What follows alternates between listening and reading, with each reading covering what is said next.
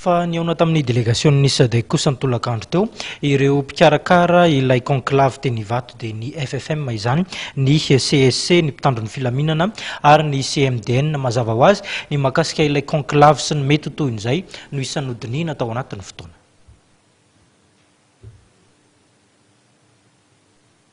Raha mbola tsy vonona ny sary mahakasika izay dia mbola miompana betsaka amin'ny fehin-kevitra mahakasika izay tontolo politika sy ny mahakasika ny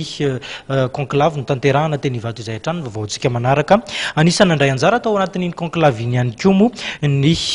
fantatra amin'ny anarana hoe Henri Lecacheur, filohan'ny Parti Fédéraliste de Madagascar. Izy ity moa dia nanao sonia ny fifanarahana politika saingy napetrany kosa fa tsy tonga lafatra izay fifanarahana politika izay.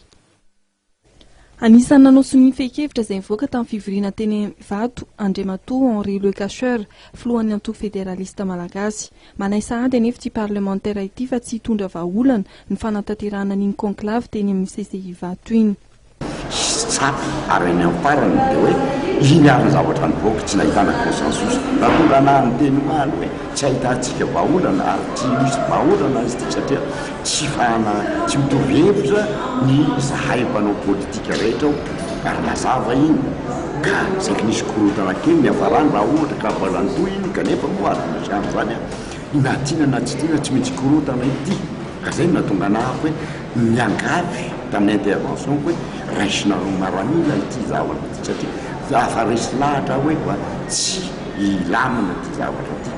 Ho an'Andriamatoa Henri Lecacheur dia ilaina ny tsy fiandaniana ataony miaramila ary mitaky ny fandraisana andraikitra izy ireo ihany koa ity mpanao politika ity. Resaka directoire no tokony azo hoe avy hatrany hoe io resany satria afaka mifandamina ihany nge ny mpanao politika raha ohatra ka fahita fa tena mikorotana ty na tiana na tsy tiana tsy afaka hiala antsika amin'ireo mpitandro filaminana satria raha mikorotana tsy maintsy eo zareo milamina izy ity tsy maintsy eo zareo ka zay no ataoko hoe raha mahita ny fandehanan-javatra iny tena koa dia hoe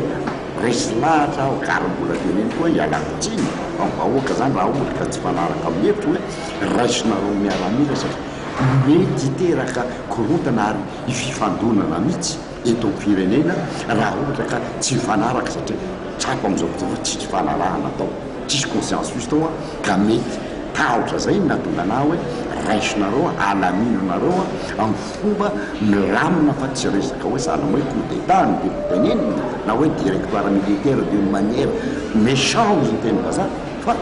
raisa alamino mifanatona hoe mpanao politika fa tsy lamina aloha raisinay provisoire ty zavatra inona moa aratsy an'izany raha ohatra ka tokony andaminana ny zavatra ary mba hitsondrovana ny loavin'ity firenena ty. Araka izany dia tsy resy lahatra fa hitondra vahaolana amin'ny famahanany krizy ny fehin-kevitra izay mivoaka teny Ivato maly Andriamatoa Henri Lecacheur ary mitaky ny fandraisana andraikitra miaramila